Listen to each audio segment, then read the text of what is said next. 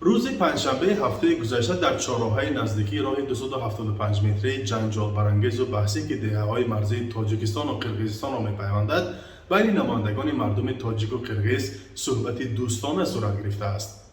این همان راه است که شام 27 ینور در پی راهبندی‌ها مناقشه مسلحانه شد و خسارات مالی و جانی در پی داشت. بنا به گفته ساکنان دهه‌های نزدیک مرزی اسفره و اشتراکچیان این واقعه دعوت از جانب کلانسالان قرقیزتبار به میان آمده است. همچنین در میانجیگری این ملاقات کارمندان پلیس منطقوی دو کشور نیز سهم داشتند. اسرار شاکرов وکیل دهه خواجه علا با همراهی 3 تن از نمایندگان مردمی این محل در آن شرکت کردند.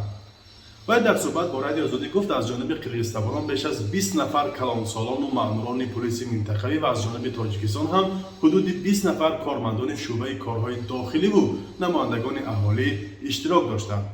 این صحبت و واخوری کمی بیشتر از نیم ساعت طول کشیده و از جانب تاجیکتباران پیشنهاد شده است که اگر خواهان رونق دوستی بین دو دهه مرزی باشند باید دیگران هم به آن جلب کرده شوند.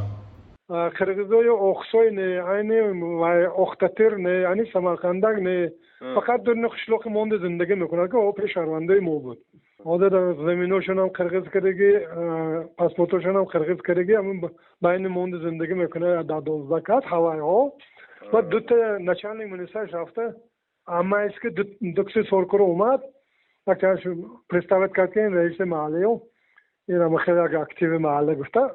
در چند عکس و نوار ویدیویی که ساکنان در اختیار رادیو آزادی گذاشتند دیده میشد که پیران دهه خواجه علا با جامه و طاقه خاص محل و همسایه‌ها در سر کلاه قرقیزی با همدیگر با روحیه خوش صحبت دارند. یکی از پیران در این دیدار دست به دعا برداشته میگوید از جنگ و جنجال بیهوده خدا همه را نگه دارد و همین طور همه آمین میکنند.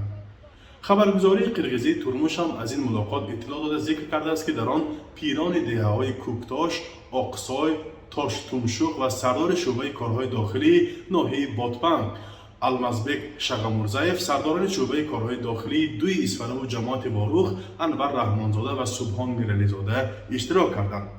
ترموش می نویسد این واخوری با مقصد تحکیم مناسبت‌های دوستانه بین اهالی، تامین امنیت و نگاه داشتن وضع معتدل در منطقه مرزی برپا شد.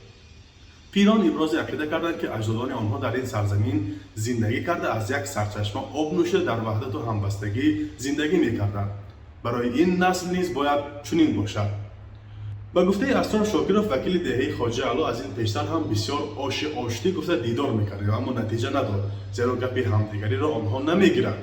به همین خاطر ما گفتیم که همه وقت خواهان دوستی هستیم و باید شما این مسئله را همراه همه ساکنان مرزی این اطراف در میان گذارید. جانب‌ها قول دادند که جوانان را تربیت نموده مناسبت‌های همسایه‌داری را بهتر می‌کنند.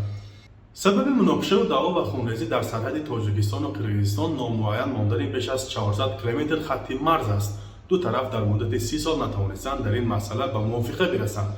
جنگ و دعوا هم اساساً برای زمین، راه و آب و منابع طبیعی سر می‌زند. فرزان محمدی، رادیو آزادی، شهر خوجند.